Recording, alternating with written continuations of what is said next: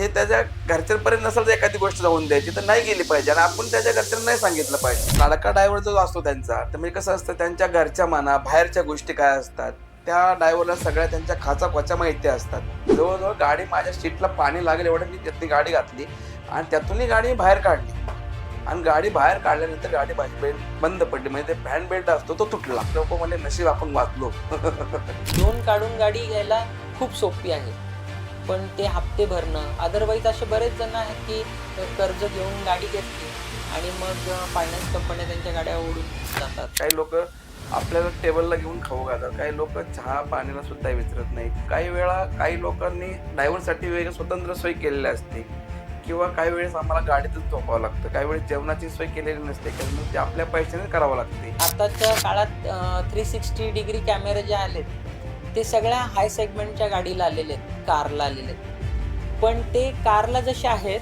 तसेच मोठ्या व्हेकलला हवेत. बरं, बाहेरून तुम्ही 360 लावला तर तो परफेक्ट नसतो. कंपनीने त्या गाडीसाठी डिझाईन करून तुम्ही 360 लावला पाहिजे. सगळीकडे नजर ठेवावं लागते, मागे पुढे सगळं दोन्ही बाजूचे 2 आरसे बघायला लागतात, समोर बघायला लागतं, मधल्या आरशातून मागे बघायला लागतं. त्यावेळेस इमर्जन्सी ब्रेक मारतो त्यावेळेस आपल्याला मागच्या गाडीचा अंदाज घ्यावाच लागतो. असा बऱ्याचशा वेळा आमचे प्रकार घडलेले. आपले पेपर तरी क्लिअर असले गाडीचे, तो म्हणतो चहा पाणी आम्हाला थोडंसं काहीतरी देऊन जावा.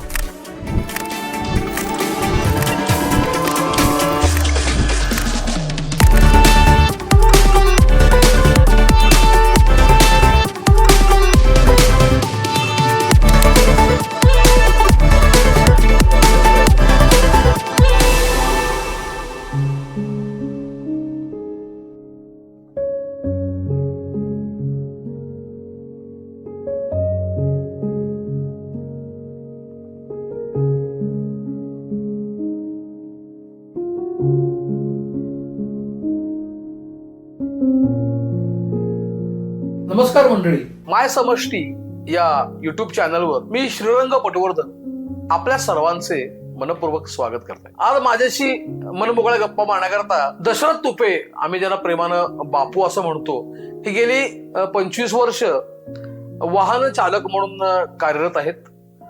दुर्गमातल्या दुर्गम भागांपासून ते अगदी शहरी भागांपर्यंत सर्व ठिकाणी ते आज उत्तम पद्धतीनं वाहन चालकाचा व्यवसाय रांजाई टूर्स अँड ट्रॅव्हल्सच्या माध्यमातून करत आहेत. आमचे दुसरे सहकारी मित्र श्री विशाल पाठक हे देखील उत्तम वाहन चालक आहेत. त्याचबरोबर ते उत्तम मेकॅनिक देखील आहे. गाड्यांमधले अत्यंत निष्णात अभ्यासक म्हणून त्यांचा पुणे शहरामध्ये नावलौकिक. तर चला आपण या दोघांशी मनमोकळ्या गप्पा मारूया. तर मला सांगा, तुमची घरची मुळात परिस्थिती कशी होती आणि तुम्ही मूळचे कोणत्या गावची? माझं मूळ गाव बघितलं तर वरवडी, आणि माझ्या घरची परिस्थिती खूप बिकट होती. तर त्या बिकट परिस्थिती असल्यामुळे माझ्या आईच्या वडिलांनी मला घेऊन आले त्यांच्या घरी. 1.5 वर्षाचा, त्यावेळेस मी 1.5 वर्षाचा होतो. तेव्हापासून त्यांनी माझा सांभाळ केला, लहानाचं मोठं केलं. मला 12वी पर्यंत त्यांनी शिक्षण दिलं, आणि 12वी नंतर मग आमच्या आजोबांकडे गाडी होती.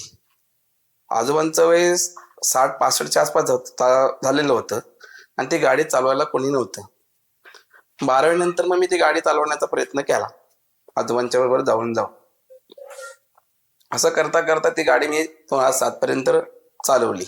त्यावेळी तुम्ही कोणत्या गाडीत वर होतात आणि आजोबांच्याकडे कोणती गाडी होती? त्यावेळी आजोबांकडे कमांडर ही गाडी होती, आणि ती गाडी मी अगदी खेडेपाड्यामध्ये चालवायचो. तेव्हा रस्ते पण नव्हते, अगदी मातीचे रस्ते होते आणि दगडे धोंडे असे त्या काळात तुम्ही तसे त्या अवतीभोवतीच्या पंचक्रोशीच्या लोकांसाठी खूप मोलाचं असं काम करत होता, असं म्हणावं लागेल. हो, खूप मोलाचं काम होतं त्यावेळेस. मला म्हणजे लोक सगळे आदराने माझी वाटच बघत राहायचे, आणि कोणाकडे पैसे असो नसो मी तरी सोडायचो. ती लोक मला प्रेमाने परत आणून पैसे द्यायचे. तुमचे 10 रुपये राहिलेत, पाहून 2 रुपये राहिले, असं असं त्यावेळेस चालायचं. म्हणजे तुमच्या या ड्रायव्हर क्षेत्रामध्ये तुम्हाला कसा तुमचा जर गुरु म्हटलं तर तुमचे आजोबाच म्हणावे लागते. आजोबांनीच मला ड्रायव्हिंग सगळं शिकवलं, त्यांच्या बरोबर चालू रनिंग मध्ये. या प्रवासामध्ये तुम्ही जसं पुढं तुमची वाटचाल हळूहळू सुरू केलीत, तुम्ही सुरुवातीला आजोबांच्याकडून ड्रायव्हिंग शिकलात, नंतर मग पंचक्रोशीमध्ये तुम्ही हळूहळू तुमचा जसा जसा हातखंडा बसला गाडी चालवण्यामध्ये, तसं तुम्ही हळूहळू परिसरातल्या लोकांना तुमची ड्रायव्हिंगची सेवाही देऊ लागलात. नक्कीच तुम्हाला या दरम्यान खूप लोकांचे नवीन परिचय, नवीन ओळख, लोकांचे स्वभाव देखील कळत असतील. हो. तर ह्या सगळ्या गोष्टींचा तुमच्या ड्रायव्हिंगच्या क्षेत्रावर कसा परिणाम होत असायचा? तसंच तर लोक सगळे मला त्यावेळेस म्हणजे लोक एकमेकाला खूप प्रेमाने वागायचे, प्रेमाने बोलायचे. आता 2025-26 मध्ये तो असं काही राहिलेलं नाही. कारण 2097चा आणि 2015 जवळचा जो काळ होता तो खूप सुंदर काळ होता. म्हणजे लोक त्या काळामध्ये एकमेकाला मानायचे, प्रेमाने बोलायचे.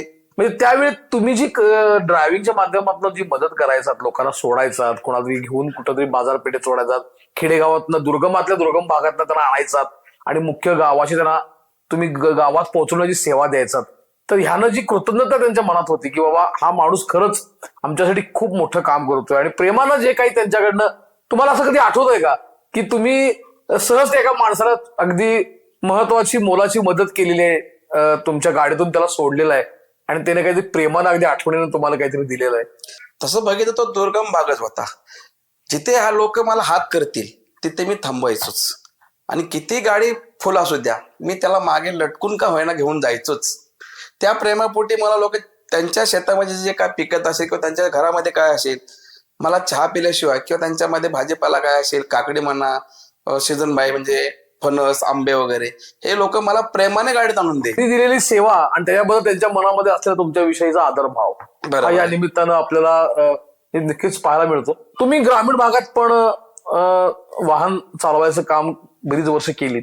नंतर तुम्ही हळूहळू तुमचा प्रवास शहराकडं येऊ लागला. तुम्ही पुण्यामध्ये नाही म्हणलं तरी आज गेली 10 वर्ष कार्यरत आहात. हो, बरोबर. तर आज पुण्यातली परिस्थिती ऍज अ वाहन चालक म्हणून, तर पूर्वी कसं व्हायचं, 10 किलोमीटर अंतर कापायला मला कमीत कमी अर्धा तास लागायचा.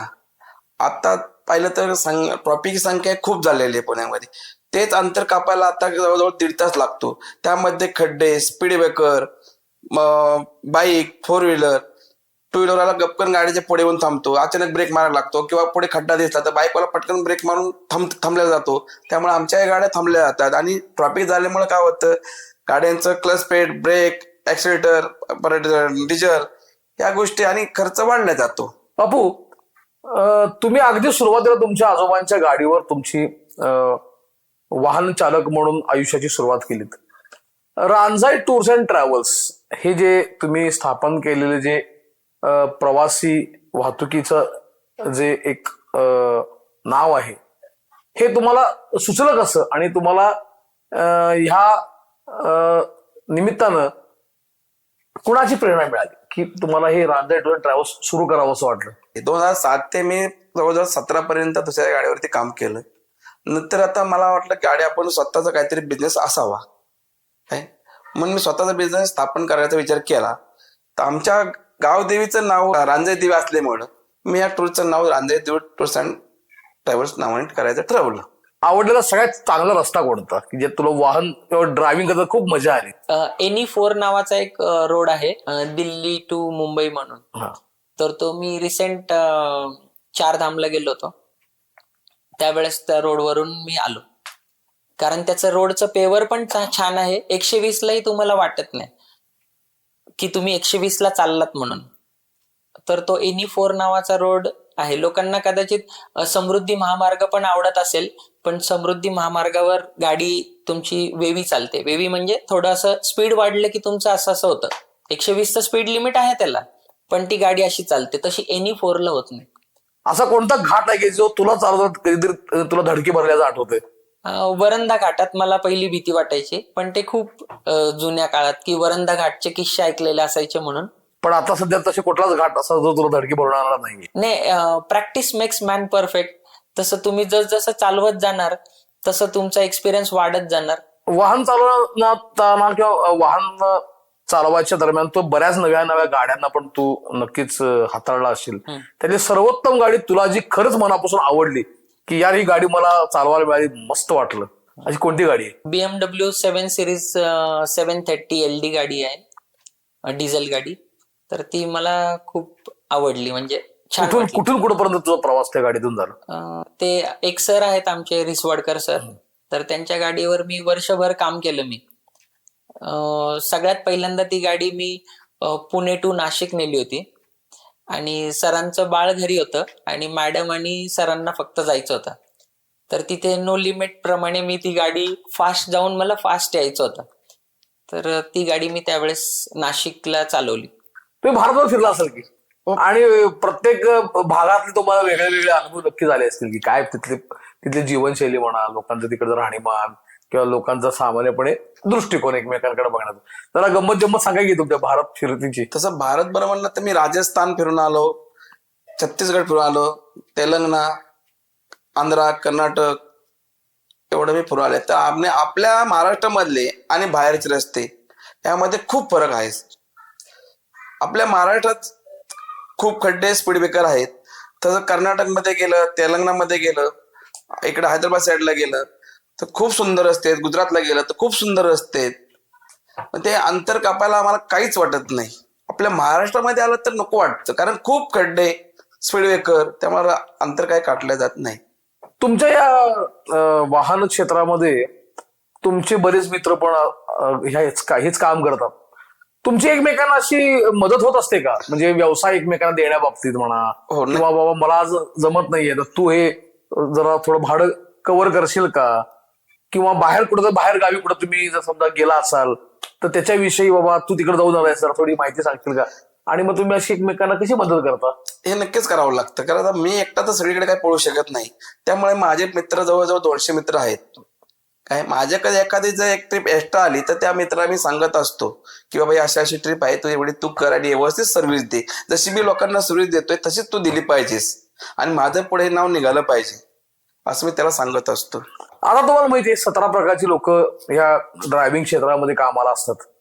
कोणाला नाही नाही त्या सवयी असतात, काही जणांना पचा थुंकायची सवय असते किंवा नीट पद्धतीनं त्यांना बोलता येत नाही आपल्या प्रवासी वाहतूक म्हणजे यात्रेकरून बरोबर.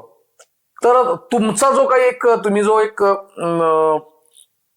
मार्ग अवलंबलेला आहे किंवा तुम्ही ज्या पद्धतीने काम करता ड्रायव्हर म्हणून किंवा वाहन चालक म्हणून, तर तुम्हाला कसे अनुभव आलेत लोकांचे? तुमच्या ओव्हरऑल तुम्ही ज्या पद्धतीनं या यात्रेकरूंना घेऊन जात असता जागोजागी, त्यावेळी लोक तुमच्याविषयी काय विचार करतात? पहिलं म्हणजे आपली गाडी आपल्याला स्वच्छ ठेवली पाहिजे. आपण स्वच्छ राहिलं पाहिजे. स्वच्छ म्हणजे काय? आपण गाडी चालवत असताना शक्यतो मी तर म्हणतो तर करूच नाही कुठलं व्यसन. गाडी चालू असताना गुटखा खाणे, सिगरेट ओढणे, तंबाखू ओढणे, दारू पिऊन गाडी चालवणे, या अशा गोष्टी शक्यतो ड्रायव्हरने टाळल्या पाहिजेत. आता ह्या सगळ्या गोष्टी मला कुठलंही व्यसन नाहीये. त्यामुळे जे माझे जे लोक आहात किंवा कस्टमर आहात ते माझ्याकडेच येतात आणि ते वारंवार मला संपर्क साधतात. आणि जरी मी जर दुसऱ्या ट्रिपला गेलो असत, लोक म्हणतात तुमच्यासारखा ड्रायव्हर आम्हाला हवाय, असाच ड्रायव्हर आम्हाला तुम्ही बघून द्या. म्हणजे हे तुम्ही जे काही नावलौकिक कमवलेलं आहे तुमच्या या चांगल्या साधेपणाच्या वागण्यानं, त्याचा तुम्हाला नक्कीच तुमच्या व्यवसायामध्ये फायदा होताना तुम्हाला पाहायला मिळतोय. हो, अगदी. मला सांगा बापू, आता तुमच्या बरोबर एवढी 200 वेगळ्या वेगळ्या प्रकारचे ड्रायव्हर लोक तुम्ही अनुभवलेले आहेत. तुमचं वागणं बघून किती जणांना सुधारावं असं वाटलं? तुम्ही मला काही उदाहरण देऊ शका? तसं माझं बघून सर मी जवळजवळ 50 ते 100 ड्रायव्हरांना हे फॉलो करत असतो की बाबा हे तुम्ही अशा गोष्टी करू नका. जो करतो का आता मी आमचे मित्र ड्रायव्हर येतात, मला चुना दे, भरपूर तंबाखू दे किंवा चल आपण पार्टी करू. मी म्हणतो नाही, तू एक वेळ जीवाला काहीतरी घेऊन खा, पण या गोष्टी शक्यतो टाळ. तुमचं बघून एक 4-5 जण तरी सुधारले आहेत का? हो, सुधारलेत ना सर. मी बऱ्याचशा लोकांच्या दारू पण सोडून दिल्यात ड्रायव्हर लोकांच्या. आणि हे कस्टमर जरी असलं तसं मी कस्टमर पण सांगत असतो तुम्ही हे सर करू नका, असल्या गोष्टी आम्ही करत नाही आणि मी करत नाही तर तुम्ही नाही केल्या पाहिजे या गोष्टी. कारण त्या गोष्टीला ड्रायव्हर लोकांना त्रास होत असतो. कारण काय होतं, प्रवास करताना कधी कधी आम्हाला बऱ्याच प्रकारचे लोक मिळतात. म्हणजे कोण चांगलं मिळतं, कोण वाईट मिळतं, कोण गप्पा मारणं असतं. आणि शक्यतो आम्ही आपलं कस्टमर कसं आहे हे बघून शाळा आम्ही गप्पा गोष्टी करत असतो. आता नवीन तंत्रज्ञानामध्ये बऱ्याच गोष्टी आल्या आहेत. सीसीटीव्ही कॅमेरा बऱ्याच गाड्यांना इन्स्टॉल झालेले आहेत किंवा जीपीएस मध्ये पण नवीन ऍडव्हान्समेंट आलेली. पण तुला प्रामुख्यानं अपघात टाळण्याकरता म्हणा किंवा काही अडचणी लोकांना येऊ नयेत म्हणून कुठं कुठं हे कॅमेरेस किंवा जीपीएस टेक्नॉलॉजी असावी असं वाटतं? आताच्या काळात 360 डिग्री कॅमेरे जे आलेत ते सगळ्या हाय सेगमेंटच्या गाडीला आलेले आहेत, कारला आलेले आहेत. पण ते कारला जसे आहेत तसेच मोठ्या व्हेकलला हवेत. म्हणजे स्कूल बसला, लक्झरीला अशा हवेत, ट्रेलरला.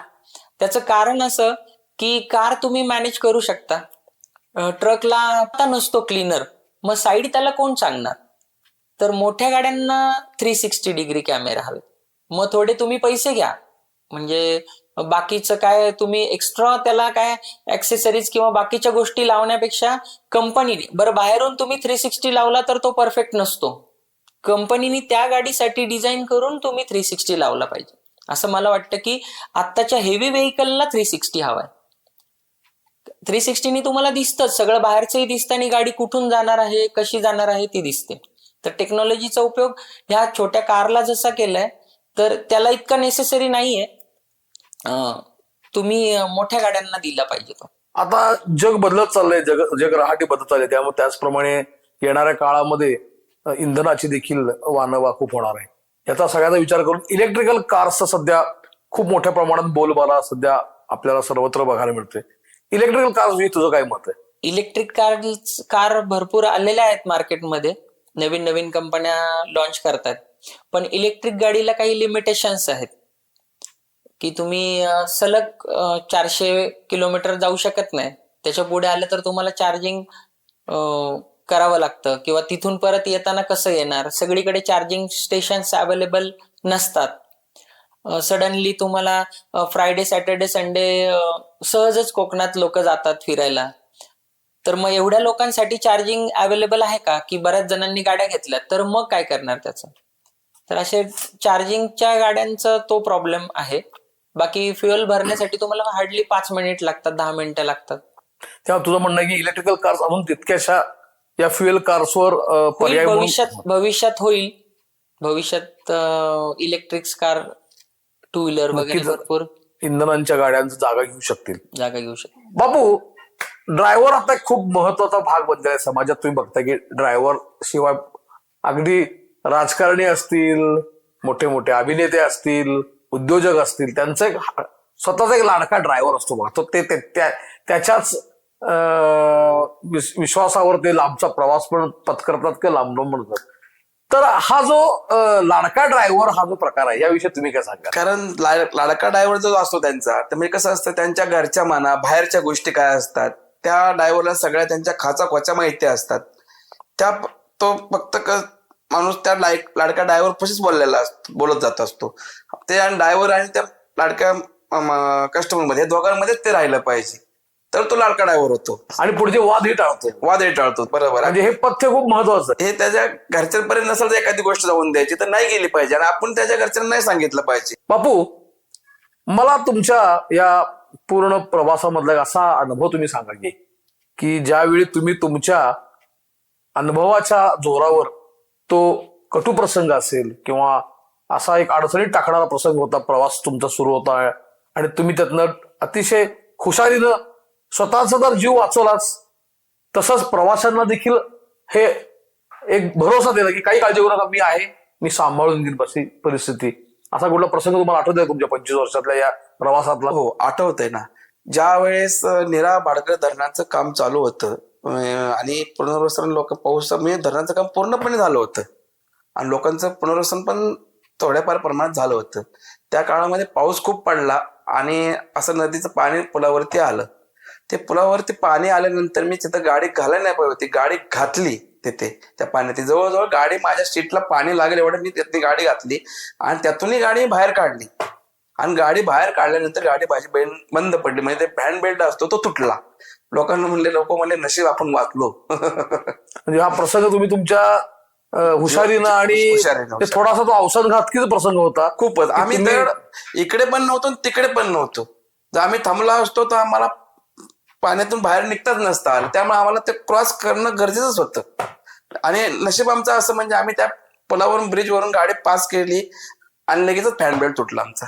तुम्ही एवढंच नशीबवान म्हणाल की फार मोठ्या संकटातनं तुम्हाला तुमच्या थोड्याशा हुशारीनं बाहेर काढलं. अगदी बरोबर. मला तुमच्या या प्रवासामध्ये एक मानवतेचं पण उदाहरण तुमच्याकडे जाणून घ्यायचं की तुम्ही तुमच्या प्रवासात होता, तुमची गाडी घेऊन तुम्ही व्यवस्थितपणे चालला होता आणि तुम्ही असा कुठला तरी एक ऍक्सिडेंट बघितलाय किंवा असा कुठला तरी एक मोठा अपघात बघितलाय की जिथं तुम्ही तुमच्या संपर्काचा, तुमच्या ओळखीचा किंवा तुमच्या मानवतेचा वापर करून त्या अपघातग्रस्त परिस्थितीला मदत केली आहे, कुठला प्रसंग तुमच्या आयुष्यात आठवतोय हो. की तुम्ही पटकन कुठेतरी फोन लावून त्यांची वेळ मारून दिलेली हो, आहे किंवा अगदी त्यांना बरोबर आहे. पटकन वैद्यकीय सेवा उपलब्ध करून दिली, कुठला प्रसंग तुम्हाला आठवतोय का तुमच्या आयुष्यात? मी ज्या वेळेस नाशिकवरून मी बडोद्याला जात होतो आणि तो आतला एक रस्ता, मी रात्रीचा प्रवास होता, तो अगदी 12-1चा प्रवास होता. तिथे एक डंपरवाला आणि 2 डंपरचे ऍक्सिडेंट झालेला होता. त्या दोन्ही ड्रायव्हरांना त्यातून बाहेर काय निघता येत नव्हतं आणि आम्हाला काय काढता येणं शक्य नव्हतं. त्यावेळेस मी 100 नंबरला कॉल केला आणि त्या पोलिसांना सांगितलं अशा अशा ठिकाणी, म्हणलं मी लोकेशन तुम्हाला पाठवतो. मलाही काय सांगता येत नव्हतं कारण तो खूप रस्ता अडचणीचा होता आणि रात्रीची होती. मी ते पोलिसांना कॉल केला आणि त्यांना सांगितलं असे असे गाव आहेत त्यातली मधली, त्या गावांची नावं सांगितली. पण मला ऍक्च्युली सांगू शकत नाही, मी लोकेशन पाठवतो, त्या लोकेशन तुम्ही पोचा. नंतर मग ते पोलीस तिथं पोचायला लागले. मला फोन केला, तुम्ही काय कुठून बोलताय, कसं बोलताय, तुम्ही कसं काय कॉल केला. पोलीस पोहोचले त्या ठिकाणी आणि नंतर म्हणले तुम्ही त्यांना, नाही तुम्हाला म्हणले तुम्ही त्यांना घेऊन येऊ शकता का. म्हणलं माझ्या गाडीत सगळ्या लेडीज आहेत आणि माझ्या गाडीत जागा सुद्धा नव्हत्या त्या म्हणजे प्रवाशाला घेण्यासारखं. ते पोलीस गेले, तिथे पोहोचले आणि मला म्हणले तुम्ही जरा जबानी देता का. म्हणलं सर मी काय जबाबदारी देणार त्यामध्ये तुम्हाला, आता जे झाले ते मी सांगितलं, त्या दोघांचं बघा तुम्ही काय. म्हणजे तुम्ही त्या क्षणी जे तुमच्याकडनं शक्य होतं तेवढं तुम्ही केलं करून त्या दोघांचा प्राण वाचवण्याकरता अगदी. जेवढं यथाशक्य त्यांना मी प्रयत्न त्यांना केला. पाणी वगैरे दिलं त्या परेड मध्ये. एकाला आम्ही बाहेर काढला त्यातला, तो थोडा लांबळ होता पण तो खाली रस्त्यावर झोपायला लागला, लोळायला लागला. त्याला थोडासा शांत केला आणि मग आम्ही तिथून निघून गेलो. वाहन चालनाच्या क्षेत्रामध्ये अपघातांचं प्रमाण दिवसेंदिवस खूप वाढत चाललंय. आताच आपण बघतो की मुख्यतः तरुणाई खूपच या गाड्या मोठ्या मोठ्या भरधाव वेगानं चालवतात आणि त्याच्यामध्ये ते अपघातग्रस्त होतात. तुम्ही अशी प्रामुख्याने कोणती पथ्य पाळता किंवा तुम्ही अशी प्रामुख्याने कोणती काळजी घेता की ज्यामुळे तुमचा ट्रॅक रेकॉर्ड खूप चांगला आहे, तुमच्या अपघाताचं खूप प्रमाण कमी, असं आम्ही तुमच्या मित्रांच्याकडनं पण ऐकलेलं आहे की बापू ड्रायव्हिंग करतोय म्हटल्यानंतर बापूचं व्यवस्थितच ड्रायव्हिंग असणार. तर काय अशा महत्वपूर्ण गोष्टी आहेत की ज्या तुम्ही प्रामुख्याने सांभाळतात? आपण पहिलं म्हणजे आपली साईड धरून चालणे, समोरच्या गाड्या काय स्पीडने चालल्यात त्या स्पीड आपण मेंटेन करणे. नाही तर समोरचा स्पीड कमी आहे ना, आपण आपला मागचा स्पीड वाढवून जमत नाही. त्यामुळे समोरचा स्पीड बघून आपल्याला त्याच पद्धतीने स्पीड ठेवावं लागतं. आणि आता हल्लीचे पोरं काय गाड्या बरोबर चालवत नाहीत, बाईकवाला येतो रॉंग साईडने कुठून येतो, उलटा येतो, हे सगळं आम्हाला मेंटेन करावं लागतं. त्यामुळे आपलं स्पीड हे लिमिटमध्ये हवंय. आणि तुमचं मला वाटतं डोकं आणि नजर सुद्धा तेवढीच सतर्क असणं आवश्यक आहे. सगळीकडे नजर ठेवावं लागते, मागे पुढे सगळं दोन्ही बाजूचे 2 आरसे बघायला लागतात, समोर बघायला लागतं, मधल्या आरशातून मागे बघायला लागतं, मागचा कसा येतोय, काय स्पीडने आहे. समजा बाय चान्स पुढच्याने जर ब्रेक दाबला अचानक, तर आपली मागची गाडी किती लांब आहे आपल्याला, आपण किती स्पीडने ब्रेक दाबला पाहिजे हे आपल्याला अंदाज आला पाहिजे. ज्यावेळेस इमर्जन्सी ब्रेक मारतो त्यावेळेस आपल्याला मागच्या गाडीचा अंदाज हा घ्यावाच लागतो. नाही तर मागच्या गाडीवाला येऊन आपण पटकन आपल्याला चिकटून जातो, तो पुढचा शेप जातो निघून, पण आपण चिकटून जाणार त्यावेळेस. मला एक अतिशय इंटरेस्टिंग प्रश्न तुला विचारत होतो, म्हणजे तू नक्कीच लांब पल्ल्याच्या काही ड्रायव्हिंगच्या मोहिमांवर गेला असशील. असा कोणता प्रसंग तुला आठवतो का की जिथं तुला तुझ्या मेकॅनिकल असण्याचा देखील सार्थ अभिमान वाटला? तुम्ही खूप छान प्रश्न विचारला. आम्ही लेह लडाखला गेलो होतो, तेव्हा आम्ही बाईकवर गेलो होतो आम्ही सगळे. तर तिथे एक ट्रक बंद पडला होता, इंडियन ऑइलचा टँकर, मोठा ट्रक होता. तर तो ट्रक आदल्या रात्रीपासून बंद होता. आम्ही दुसऱ्या दिवशी दुपारी त्याने हात केला होता आम्हाला. मग आम्ही तो, आमच्याकडे टूल किट वगैरे भरपूर होतं साहित्य. मी स्वतः मेकॅनिक असल्यामुळे मी आपलं थांबलो. 2.5 तास थांबून आम्ही तो ट्रक रिपेअर केला.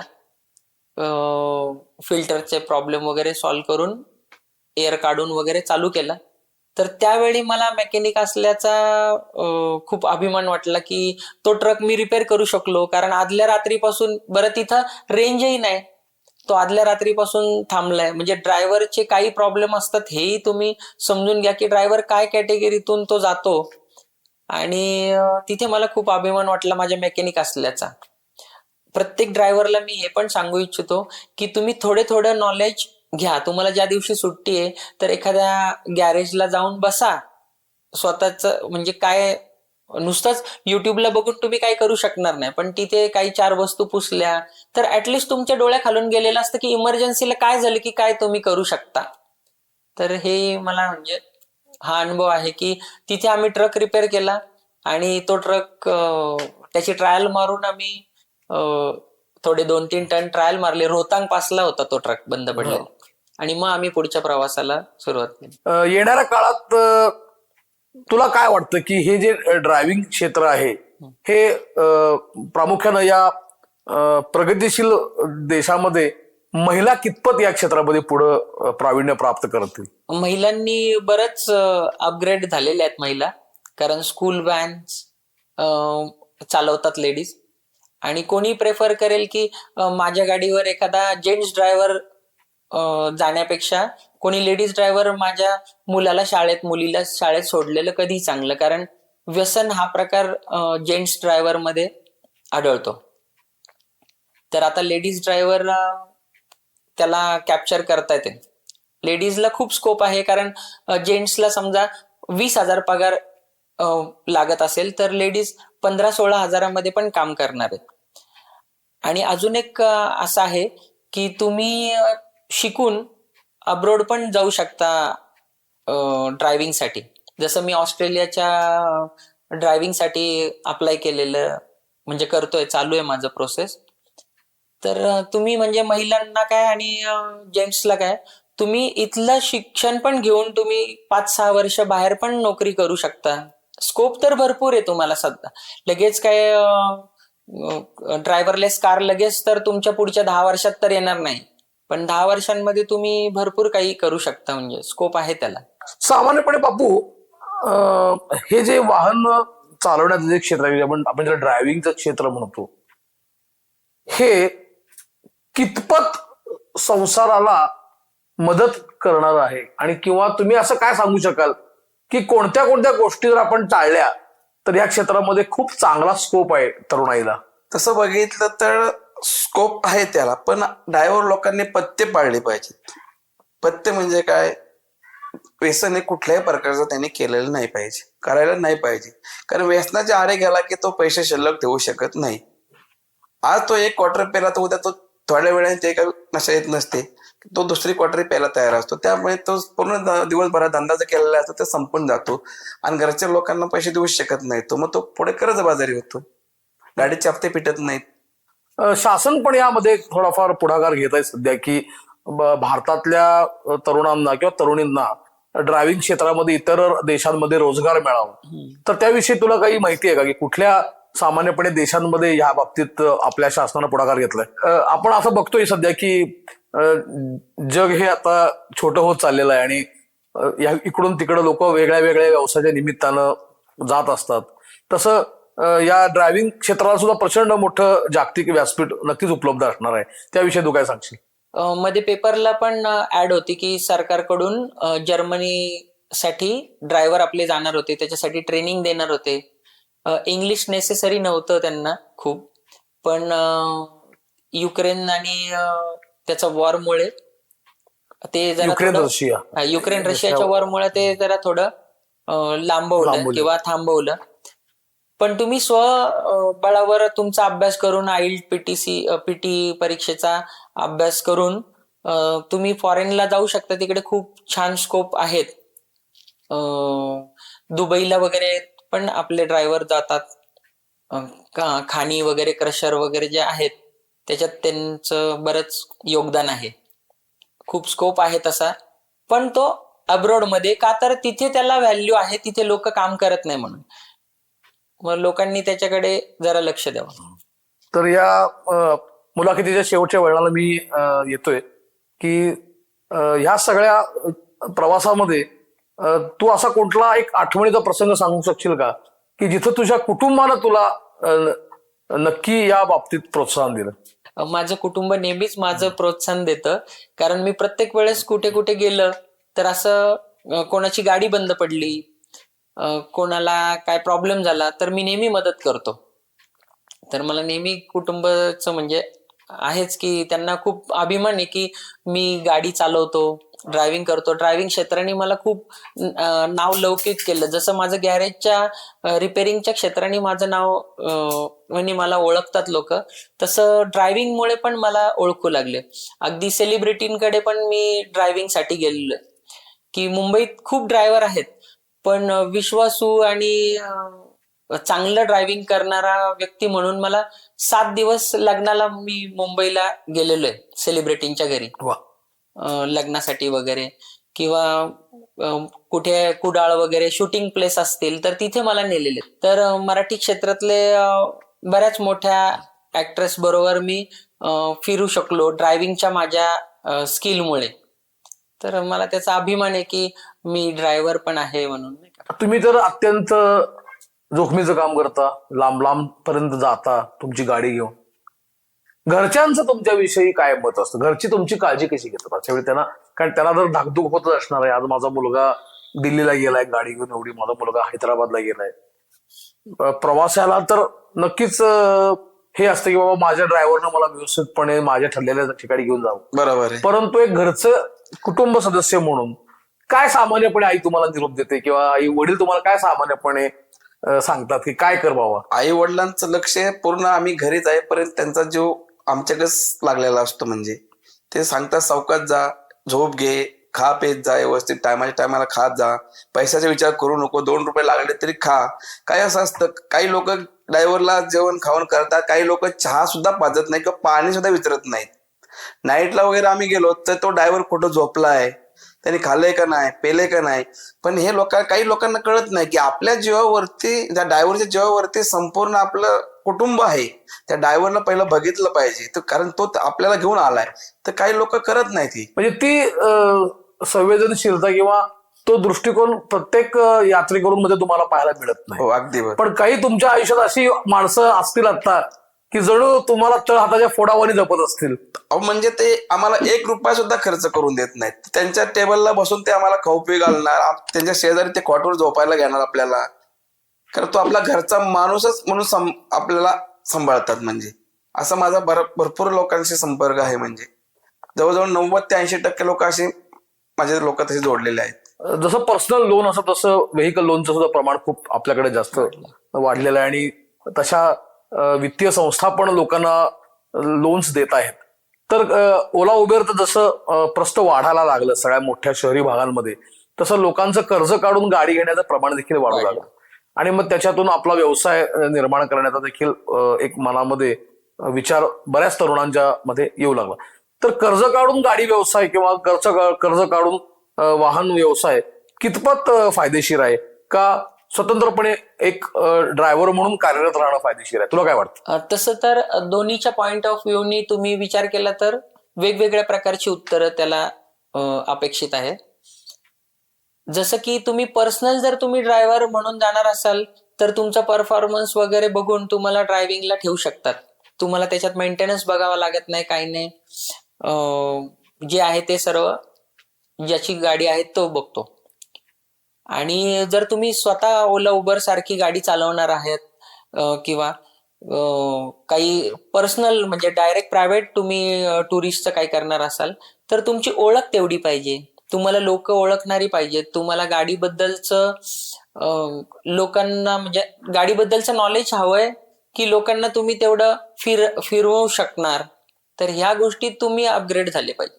लोन काढून गाडी घ्यायला खूप सोपी आहे, पण ते हप्ते भरणं, तुम्ही ड्रायव्हिंग बरोबर काही बिझनेस टॅप करणं, बिझनेस तुम्हाला लोकांशी संपर्क साधून त्यांना कमी पैशात नेऊन किंवा जरी नॉर्मल जी मार्केटमध्ये जो रेट चाललाय त्या पद्धतीने जरी तुम्ही फिरवलं तर ऍडिशनल तुम्ही काय त्यांना देताय, तर त्या पद्धतीने तुम्ही तुमचा बिझनेस होऊ शकतो. अदरवाईज असे बरेच जण आहेत की कर्ज घेऊन गाडी घेतलीये आणि मग फायनान्स कंपन्या त्यांच्या गाड्या ओढून घेऊन जातात. मग परत ते मागे येतात. काही 2-4 लाख रुपये कमवलेले असतात, डाऊन पेमेंट केलेले असतात. मग परत त्यांना. पण मी एक सांगेल की ड्रायव्हिंग बरोबर तुम्ही अदर ज्या गोष्टी आहेत त्याचा पण अभ्यास करत जा. जसं की ड्रायव्हिंगच्या निगडीत काही असतील तर ते बिझनेस करा तुम्ही. बाबू तुम्ही सुद्धा तुमच्या आयुष्यामध्ये काही गाडी अशी तयार पैशाने घेतली नसणार आहे, तुम्हाला नक्कीच कोणाची तरी कर्जाची मदत तुम्हाला लाभली असणार आहे. आज तुम्ही गाडी तुमची बऱ्यापैकी तुम्ही म्हणताय की माझी गाडी सुटत आली आहे, आता पूर्ण तुम्ही मोकळे होताय त्या कर्जाच्या डोंगरात. तर सामान्यपणे हे जे हप्त्याचं जे गणित आहे हे तुम्ही कसं घातलंय यात सध्या, आणि ते तुमच्या ट्रिपांवर अवलंबून असतं का ते तुमच्या काय तुम्ही सामान्यपणे शक्कल लढवता की जेणेकरून तुमचा हप्ताही तुमचा फिटला जातो आणि थोडे पैसे शिल्लक पडतात? तसं बघितलं ते आपल्या ट्रिपवरती सगळं अवलंबून असतं. बिझनेस कधी उठतो कधी उठत नाही, मग धंदा असतो कधी नसतो. त्या पद्धतीनं आपल्याला हप्त्याचं गणित करावं लागतं. हप्ता हा तर ठरलेला असतो, तो तर द्यावाच लागतो. त्या पद्धतीने थोडीशी काटकसरी कधी कधी करावं लागते. जास्त करून पावसाळ्यामध्ये थोडासा स्लॅक होत असतं. त्यामुळे ते मग आपण जो धंदा केलेला असतो 6 महिन्यात 8 महिन्यात, त्याचे थोडेफार शिल्लक ठेवावं लागतात. कारण पावसामुळे धंदा खूप डाऊन झालेला असतो. काय होतं कधी कधी मुलं पार्टी करायला जातात बाहेर, मग त्यांचे कधी कधी पैसे निवात होतात, काही कधी कधी खाण्यापिणे होतात. मी एवढे खर्च केला, तो तेवढे खर्च केला. आम्ही त्यांना सांगत असतो तुम्ही एक आला तर मी एक अमाऊंट असे काढत जा, आणि असं कुणी किती खाल्लं कुणी किती पेलं हा विषय तुम्ही घेत जाऊ नका. तुम्ही असं एक बाबा काय नाही, प्रत्येकी 500-500 रुपये काढा, त्यातनी किती खर्च तुमचा झाला 2000, तर तुम्ही तेवढं डिवाइड करा. तुम्ही जेवढं खाल्ले असं तेवढं हे करू नका. मग असे त्यांचे बरेचसे वाद होतात. खाण्यापिणे मी एवढंच खाल्लं मी तेवढंच खाल्लं, मग ह्याला पिकनिक म्हणता येत नाही मग त्या गोष्टीला. आपल्या आयुष्यामध्ये जर एक चांगला ड्रायव्हर लाभला तर आपले प्रवासी सुखकर होतात. आपण ज्याचा विचार केला त्या देखील परिसराला आपल्याला दर्शन द्यायला येतं. तुम्हाला असा कुठला प्रसंग आठवतोय की ज्या कुटुंबाला तुम्हाला अतिशय भरभरून तुम्हाला धन्यवाद मानलेले आहेत, की तुम्ही आज होतात बापू म्हणून आम्हाला ह्या सगळ्या परिसराचं दर्शन घडलं, किंवा अशी कोणती पोच पावती तुम्ही समजता की येस ही मला खरी मिळालेली माझ्या कामाची पोच पावती आहे? आता काही लोकांचं कसं असतं, बाबा काय नाही आम्हाला त्यांचे समजा एअरपोर्टचा भाग समजा की आता ट्रॉफिक आहे, आम्हाला ह्या टायमिंग मध्ये एवढं पोहोचलंच पाहिजे, आमचं फ्लाईट जाईल, त्यावेळेस मात्र आमच्या कामाचे आम्हाला कसरत दाखवावं लागते. त्यावेळेस त्या माणसाला आपण टायमिंग मध्ये पोहोचतो की तो खरंच म्हणतो तुमचे तो मनापासून आभार मानतो आपण. खूप खूप. तो पुढच्या वेळेस आला की नक्कीच आपल्याला तो आणखी टिपही देऊन जातो, म्हणजे साताराच देत असतो टिप तो आपल्याला. त्याची खूप गडबड झालेली असते ऍक्च्युली, जर तो टायमिंग मध्ये नाही पोहोचेल तर. मग त्यावेळेस सांगत असतो आपल्याला त्याला फास्ट घ्या असं करा, मग त्यावेळेस थोडस सहकार्य त्याला करावं लागतं आपल्याला. बापू, आता एवढ्या सगळ्या गाड्या प्रचंड मोठ्या प्रमाणामध्ये या रस्त्यांवर धावत असतात, तर सुरक्षितता तर ऐरणीचा मुद्दा आहे की सुरक्षितपणे वाहन चालवणं हा ते कसबच झालेली आहे आता. तर तुम्ही मुख्यतः या गोष्टींची काय काळजी घेता? मुख्यतः प्रवासी गाडीत बसल्यानंतर त्याने सीटबेल्ट लावावा, हे आम्ही त्याला पहिलं सूचना करत असतो. नंतर आपल्या गाडीचं स्पीड आपण ठरवलेलं असतं. परत समोर येण्यानंतर रात्रीच्या वेळेस लाईट अप्पर टिप्पर करणं, हे नेम पाळावं लागतात. परत एखाद्या गाडीवर स्पर्धा न करणं, एखादा उद्धटवाने अंगावरती आला की उद्धट बोलला त्याला प्रत्युत्तर न देणं, कानाडोळा करून आपलं निघून जाणं. समजा रात्री टायमाला एखाद्या टायमाला झोप आली तर मी प्रवाशांना सांगत असतो आता आपण एक अर्धा तास 1 तास मला झोपू द्या, आणि तुम्ही पण सुरक्षित राहताल मी पण सुरक्षित राहील असं. आणि समजा बायचान्स समजा गाडीचा वगैरे ऍक्सिडेंट झाला तर गाडीचा इन्शुरन्स असतो, पण तो गाडीसाठीच असतो, माणसाच्या जीवासाठी तो पुरेसा पडत नाही, तेवढे आमच्याकडे पैसे शिल्लक राहत नाहीत. हेच दृष्टिकोनात आम्ही सुरक्षित करत असतो. तुमच्या आयुष्यामध्ये तुम्ही जगातल्या कोणत्या कोणत्या गाड्या चालवल्या जरा सांगू शकाल? सुरुवातीला मी कमांडर चालवली, कमांडर नंतर इंडिगो चालवली, इंडिगो नंतर मी ट्रक चालवला, ट्रक नंतर मग मी तवेरा चालवली, तवेरा नंतर मी स्विफ्ट डिझायर चालवली, स्विफ्ट डिझायर नंतर मी आता इर्टिगा चालवते. आता ह्या ज्या परदेशी बनावटीच्या ज्या काही मोठ्या मोठ्या गाड्या आहेत, BMW म्हणा किंवा मर्सिडीज बेन्झ म्हणा किंवा टोयोटाची फॉर्च्युनर म्हणा, यातल्या कोणत्या गाड्यांचा तुम्ही अनुभव घेतलाय का? हो, तसं आमच्या शेजारी एखादा ड्रायव्हर मित्र येऊन थांबला, मग ते थांबला की त्या गाडीत बाबा फंक्शन कशी आहेत काय आहे ती कशी मेंटेन करायची असती, मग त्याच्यावर बरोबर बसून आम्ही बातचीत करतो आणि एखादे राऊंड मी त्यावर मागून घेतो, बाबा बघू दे मला. आता नवीन गाडी आली बघा म्हणजे विदाऊट क्लचची, ते पण चालून बघितली, म्हणजे मी त्या गाडीला घेरच नाही, फक्त क्लच ऍक्सिलेटर दाबायचा, ऍक्सिलेटर पळते, ऍक्सिलेटर ब्रेक, या दोनच गोष्टी त्या गाडीमध्ये आहेत. पण समजून घेताना त्रास होतो नाही, काय समजून घेताना त्रास होत, कारण आपण गाडी पहिले आपल्या घेरची गाडी आपण पहिले हाताळलेली असते, त्यामुळे काही फारसा काय फरक नाही पडत त्यामध्ये. आता ट्रॅफिक पोलीस किंवा असं म्हणूया की तुमच्या या प्रवासाच्या दरम्यान तुम्हाला काही पोलिसांचा देखील समोरासमोर येणं जाणं होत असेल तुमचं, किंवा पोलीस तुम्हाला भेटत असतील, काही तुम्हाला ते अडवत पण असतील. मग अशा परिस्थितीमध्ये तुमची काही वेळेला चूक नसताना देखील ते काही वेळेला तुम्हाला अडवत असतील, तर त्या परिस्थितीत तुम्ही त्यांना कशा पद्धतीनं त्या सगळ्या परिस्थितीला हँडल करता? सुरुवातीला त्यांनी अडवल्यानंतर तो पहिला लायसन मागतो आपल्याकडे. लायसन मागितले की तो गाडीचे पेपर मागतो. पेपर मागितल्यानंतर पेपर क्लिअर गावले की तो स्वतःहून म्हणतो आम्हाला काहीतरी चहा पाणी द्या, किंवा काय काय वेळेस काय होतं लायसनच्या खाली तो अगोदर म्हणतो 100 रुपये आम्हाला टाकून दे. असा बऱ्याचसा वेळा आमचे प्रकार घडलेले आहेत. आपले पेपर जरी क्लिअर असले गाडीचे, तो म्हणतो चहा पाणी आम्हाला थोडंसं काहीतरी देऊन जावा. म्हणजे हे आम्हाला खूप अवघड वाटतं पोलिसांचं. म्हणजे जेव्हा असे काही तुम्हाला मागण्या केल्या जातात तेव्हा तुम्ही त्यांना हुशारीनं तुम्ही त्याला तोंड देत असालच, पण कधी असं तुमच्या दोघांमध्ये कधी घर्षण झालंय का किंवा काही चकमक उडाली का? असं बऱ्याच वेळा चकमक उडालेलं आहे. कसं असतं आपण सगळं क्लिअर आहे, पण आता कसं असतं तेवढा वेळ आपल्याकडे नसतो, कारण आपल्याला पुढचा टप्पा गाठायचा असतो. त्यामुळे आम्ही 5-50-100 विचार करत नाही कधी. जाऊ दे बाबा, आपले सगळे पेपर क्लिअर आहेत. पेपर क्लिअर असताच तो पैसे मागतो, कारण ह्याला फोन कर त्याला फोन कर, त्यात आपला वेळ निघून जातो.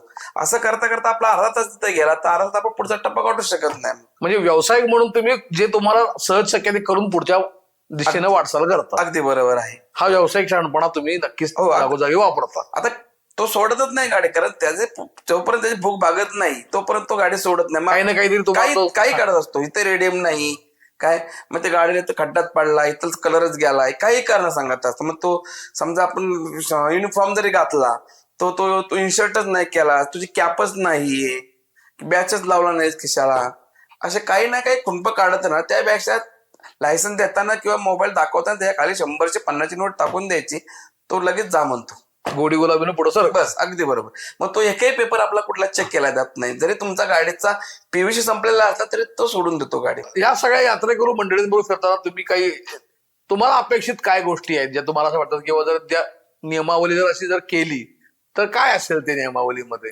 ज्यावेळेस तुम्ही गाडी बुक करता त्यावेळेस आम्ही तुम्हाला सगळं सांगितलं जातं. सगळं म्हणजे कसं, बाबा गाडीचे एवढे किलोमीटर, किंवा ड्रायव्हरला भत्ता द्यावा लागतो, किंवा त्याचे राहण्याचे एवढे पैसे असतात. ही सगळी नियमावली आमची ठरलेली असते.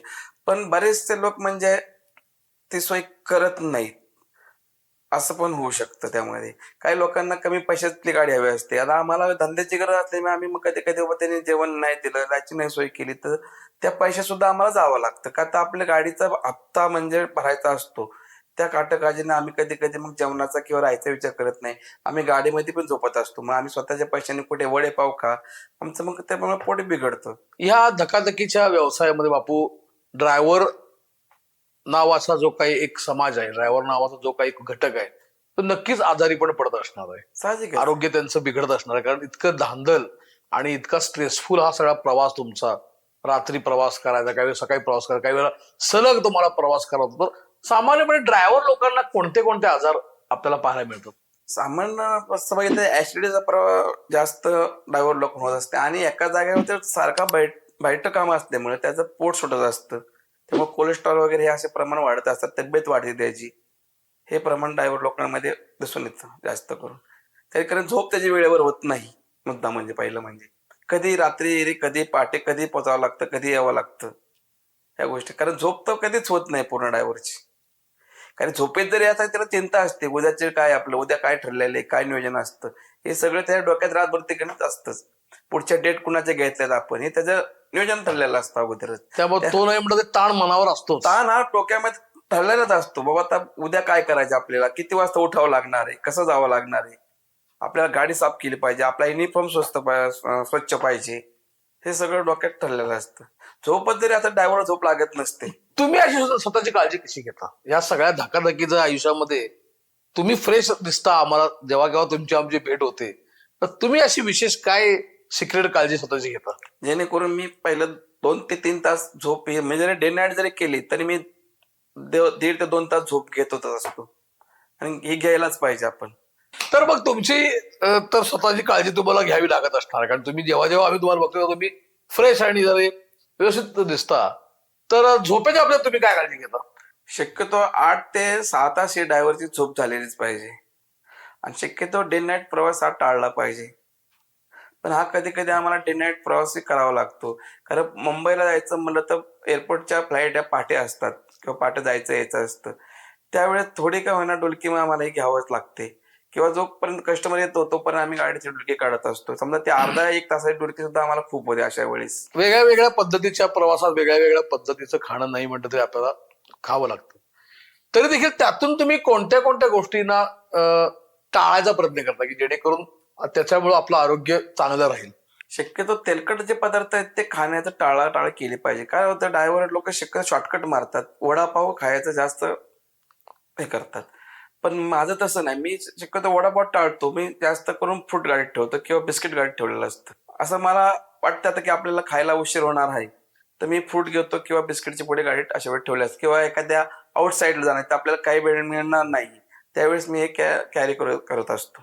आणि मी सकाळी घरातून निघताना कमीत कमी 4 ते 5 लिटर पाणी घेऊन निघत असतो. एक वेळ जेवण नाही मिळालं तरी चालेल, पण पाणी हे शरीराला आवश्यक आहे. तुम्ही आता येणाऱ्या 10 वर्षाचा काय प्लॅन आखला तुमच्या या व्यवसायातला? अजून गाड्या वाढवायचा माझा विचार आहे. जेवढा आपला बिझनेस वाढेल तसं मी वाढवत राहणार आहे. म्हणजे हे तुम्ही आणि काही आणि चांगले विद्यार्थी तयार करणार आहात हो. येणाऱ्या काळात. ते माझं ते पण चालू आहे. जसं मी गाडी चालवतो किंवा मी जसं गाडीची सगळी देखभाल करतो तसा मला मित्र मिळणं गरजेचं आहे, हे पण मी शोधत आहे. म्हणजे येणाऱ्या काळात तुम्ही या व्यवसायाला अधिक मोठं आणि अधिक बलवान करण्याच्या प्रयत्नात तयारीत असणार आहे. आहे. बरोबर आहे. बापू, विशाल, तुम्ही आज या ठिकाणी आलात त्याबद्दल माय समष्टीच्या संपूर्ण टीमच्या वतीने तुमचे खूप खूप धन्यवाद. आणि माझ्या सर्व श्रोत्यांना, माझ्या सर्व युट्यूब चॅनल फॉलो करणाऱ्या मंडळींना अशी मनापासून विनंती आहे की त्यांनी आवर्जून ही मुलाखत ऐकावी. ड्रायव्हर लोकांच्या नेमका समस्या काय आहेत ह्याच्यावर आम्ही आमच्या परीनं जास्तीत जास्त चांगल्या पद्धतीनं प्रकाश टाकण्याचा प्रयत्न केलेला आहे. तुम्हाला जर ही मनमोकळी मुलाखत किंवा या मनमोकळ्या गप्पा जर आवडल्या असतील तर अवश्य ही मुलाखत शेअर करा आणि माय